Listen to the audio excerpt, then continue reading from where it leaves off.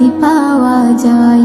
কুরআন মধুর বাণী আমি যখনই শুনি আমার মন ভরে যায়। কুরআন মধুর